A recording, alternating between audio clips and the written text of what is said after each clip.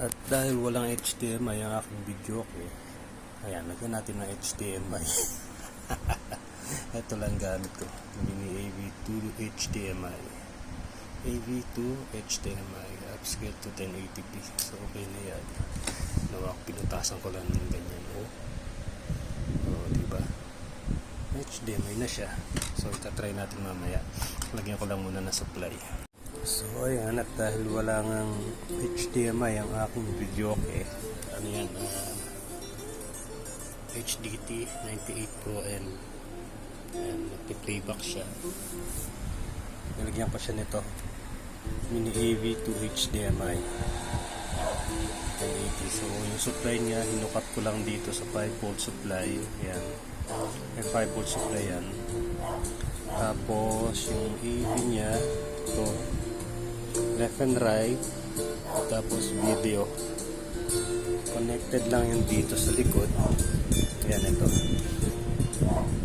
video, so audio left and right, dito ko lang siya kinonekta, and then HDMI connected sa TV.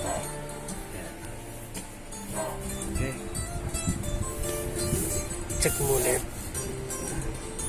audio video composite left right. Yan ang video, HDMI. Yan, siguro ko lang Eric Clapton. Kasi nga nahihirapan ang asawa ko, marami daw connection pagka ito nasa labas. Kailangan pang i-connect sa supply ng charger. So ayan, gumagana na siya through HDMI. Tanggalin natin to. Walang video, no signal. Connect natin. Okay, ayan siya. Scanning device. Kasi nga connect ulit natin. Scan ulit siya ng device. Hindi ko kasi na-set up yan. So return na lang. Yan. Quality hindi gano'ng kaganda dahil hindi naman talaga HDMI ready itong karaoke na to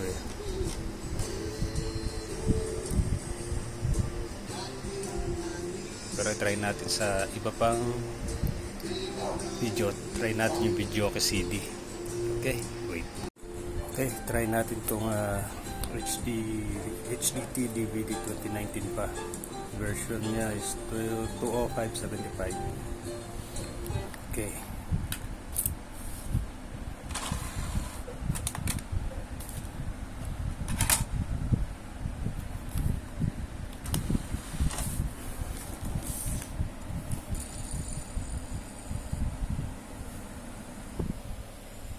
Yun, no?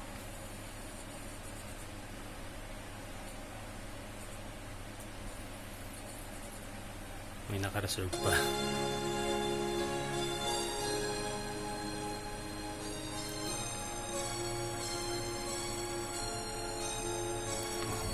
So kung gusto nyong magkaroon ng HDMI ang inyong mga videoke machine na walang HDMI, recommended to. I-trace nyo na lang. Madali lang namang i-trace yan. Audio video and then power connected na dito yan sa supply niya. Ayan, ang supply. So audio video, HDMI, ganun lang, napakadali. Okay.